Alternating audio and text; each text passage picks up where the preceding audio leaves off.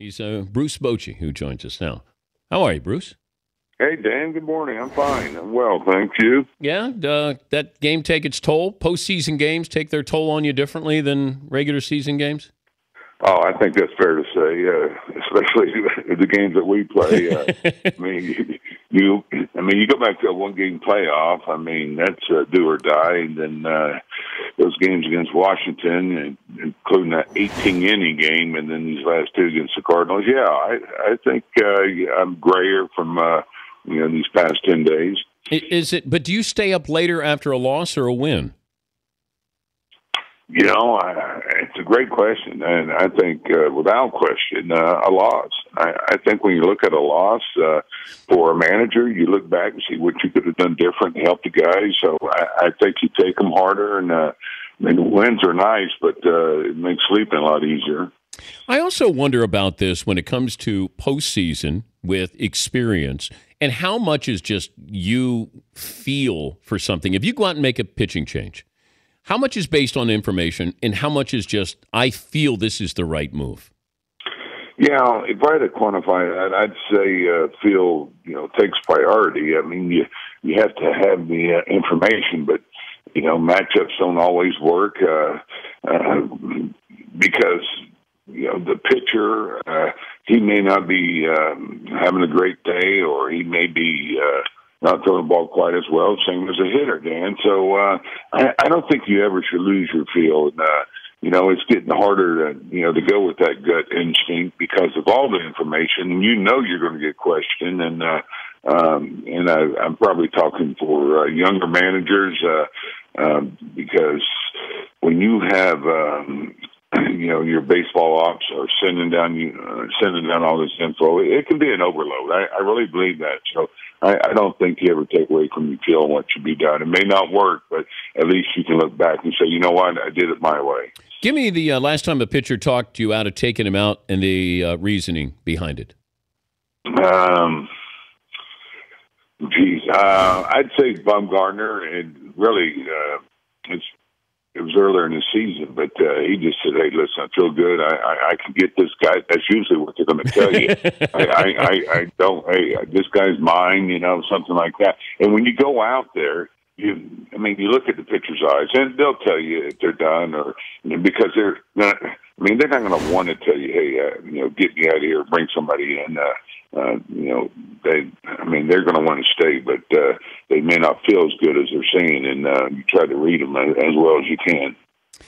Sometimes you look at teams that if you build up that big lead and you kind of coast into the postseason. If I said you're going to make the postseason, but you got the team that's got to scrape, claw to get in, or the team that has just been a dominating team, as a manager, which one do you want going into the postseason? Well, it's a tough question because the one that's going to have to scratch and claw to get there, it's going to take a toll on you. You're going to have some sleepless nights. It's a great ride as far as riding that wave, but there's not, it's nice to get in a little bit easier. And I can compare the two because in 2010, we had a win on the last day against San Diego to get there, and we ended up going all the way. But in 2012, we clinched with, 10 days to go. That was pretty nice. I'm not going to lie, because that allows you to rest some guys. It allows you to get your pitching set up. And but at the same time, you have to be concerned about, the shutdown mode and trying to get it going again. When you make that decision, you leave in, Strickland to face Adams? Right. Okay. When you make that decision and then you're in the dugout, like when he hits the home run, what's your reaction to that? More than anything was the pitch that he threw. It's not who was out there. I didn't mind the matchup. I'd used my two left-handers, and I've got a power guy out there that throws up to 99, and he was ahead in the count. Two strikes on him, man. Right. And when you're ahead in the count, you don't have to give in, especially to a guy that can do some damage. And worst case, if you walk him, it's not like he's going to steal a base. So he had really three shots of making a great pitch to get him, and I just gave in. But no, I didn't mind the matchup. I really didn't, considering Lopez and Afel have been burned already. Are we still looking at catchers, former catchers, as making great managers?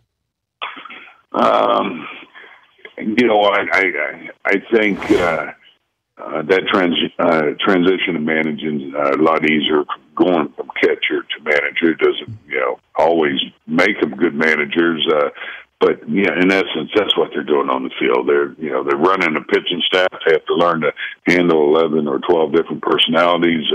They can't drift mentally behind the plate. I mean, they're going to be involved on every pitch. You can look in the outfield. Sometimes you see them working on their swing in the outfield.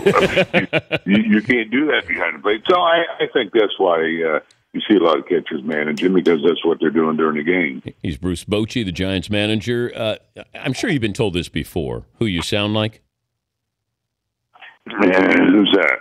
Lou Brown, the manager from Major League, the movie Major League. No, you know what? I've never been told that. Oh, we're all thinking, man.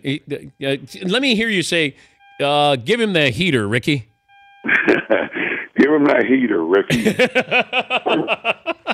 Well, who do they tell you that you sound like? Gosh, I'm drawing a blank on his name. He does commercials. He's in a lot of cowboy movies. Help me out here. Not Sam Elliott. Sam Elliott. Oh. Well, I'd have to. Okay, let me hear you say, Guts, Glory, Ram. Okay, ready? Here we go. Ready. Okay. Guts, ready? Guts, Glory, Ram. It's there. Man. Okay, here, Seton, could you play Lou Brown for Bruce? Okay. All right, you guys, let's listen up. We won a game yesterday. We win one today, that's 2 in a row. What do you think, Bruce? Yeah, pretty close. He's got a little more rap, but it's close. Well, good luck again tonight. We always appreciate talking to you, Bruce. All right, Dan. Thanks for having me on. I appreciate it. All right. That's Bruce Bochy.